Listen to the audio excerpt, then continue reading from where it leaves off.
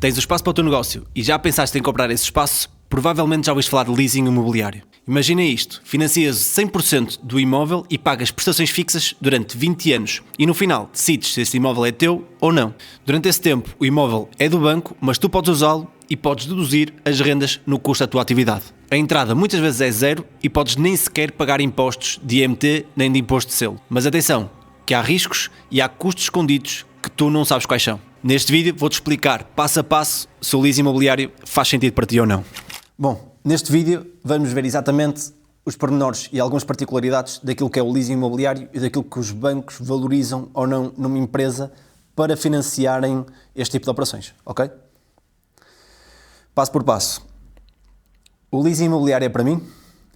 Tenho o meu armazém da minha atividade logística, da minha empresa, mas visto que tenho excesso de liquidez, estou a considerar comprar o armazém por 1 milhão de euros, ok?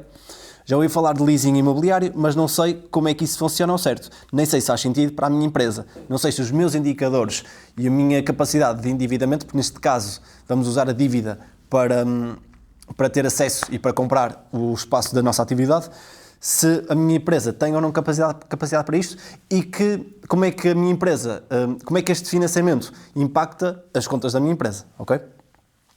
No banco disseram-me que poderia optar pelo leasing e que a taxa de juro anual seria de 6%, com serviço de dívida constante pelo prazo de 20 anos e com um valor residual de 5%. Este valor residual, no fundo, é aquilo que nós vamos pagar no final do contrato, no final dos tais 20 anos, ok? Ou seja, 5% do milhão, os 50 mil euros, ok? Quais as prestações a pagar? Para calcular as prestações anuais de um contrato de leasing imobiliário com valor residual, utiliza-se a fórmula de amortização que incorpora esse valor residual. Este método reflete com precisão a estrutura financeira do contrato, onde uma parte do capital, o valor residual, é deferida para o final do prazo, como eu tinha explicado. E esta é a fórmula, não vale a pena estar aqui a explicar a fórmula. Isto serve para quem tiver interesse em fazer alguns cálculos para perceber se isto se aplica na sua empresa. É só atribuir a cada indicador o valor do vosso cenário, ok? Neste caso, para o nosso exemplo, e aplicando os valores, temos um valor de prestação anual de 83.767 euros, ok? É uma questão também do vosso cenário, aplicarem os vossos valores. A tua empresa pagaria aproximadamente 83.767 euros por ano durante os 20 anos, tendo em conta que isto é uma prestação fixa, ok? Este valor cobre os juros e a amortização do capital, considerando o valor residual de 50 mil euros a ser pago no final do contrato, caso opte por adquirir o imóvel, ok? No entanto, existem outras variáveis que é necessário ter em conta. Existem também encargos como comissões, seguros, entre outros, que são necessários contabilizar, os seguros normais, os contratos normais de um financiamento. Em alguns casos pode haver lugar a impostos como IMT e imposto de selo, e no final do contrato avalia-se se a aquisição do imóvel pelo valor residual é realmente vantajosa. Isso é avaliado pelo quem está a contratualizar este serviço ou este contrato, ok? No final, se compensa ou não. A maior parte das vezes, regra geral, sim, geralmente o comprador ou quem está a ser financiado acaba por exercer este direito, está bem?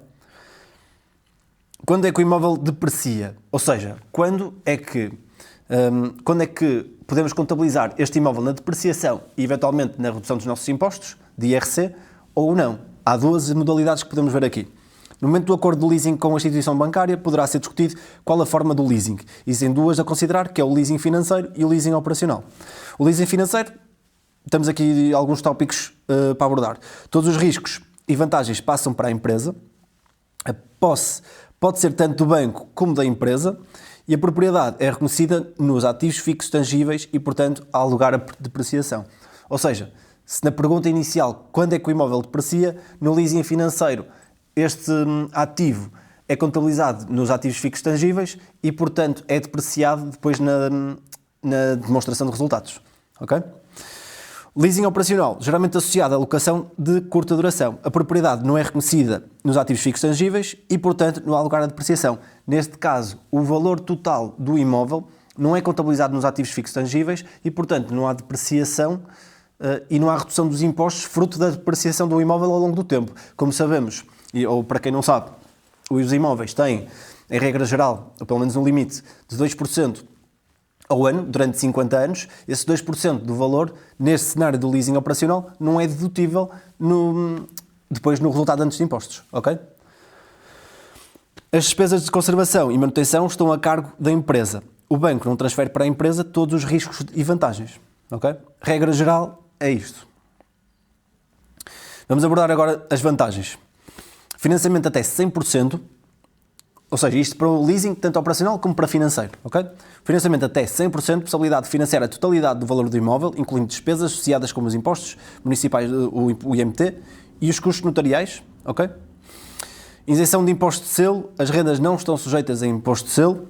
Flexibilidade contratual, possibilidade de ajustar prazos, valores residuais e condições conforme as necessidades do locatário. Benefícios fiscais para empresas, os encargos das rendas podem ser deduzidos para efeitos fiscais, ok? Este também é um ponto importante, porque as rendas acabam por ser, estas rendas ou estas prestações acabam por ser dedutíveis no custo da nossa atividade, ok? Desvantagens.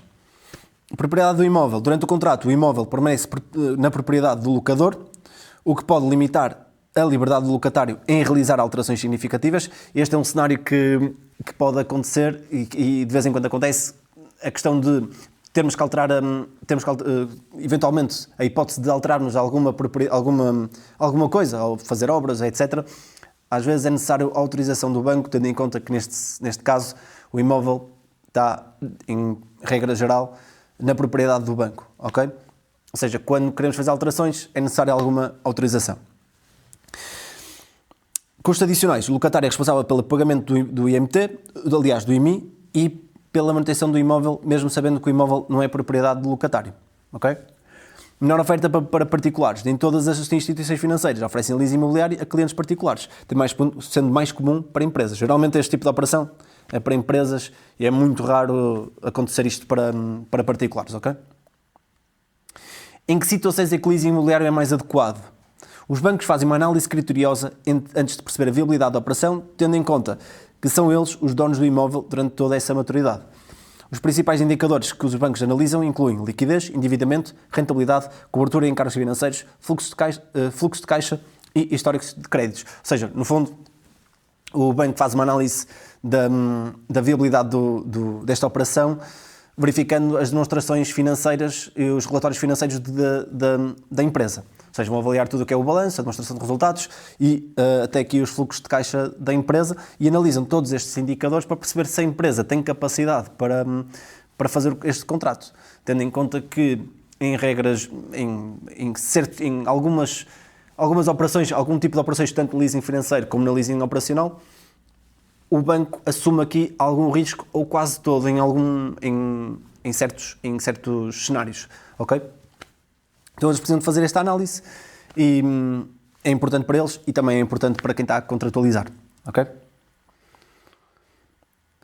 Bom, este foi em regra geral o resumo daquilo que é o leasing imobiliário para empresas e geralmente para empresas que num cenário mais comum querem comprar o imóvel onde têm a sua atividade, ok? Acham que é um bom investimento e acham que faz sentido para a empresa terem a propriedade desse imóvel. E este, no fundo, é um documento este vídeo é um documento, acabamos de fazer um resumo daquilo que é as vantagens e as desvantagens de fazermos este tipo de operação. Obrigado e visitem o site.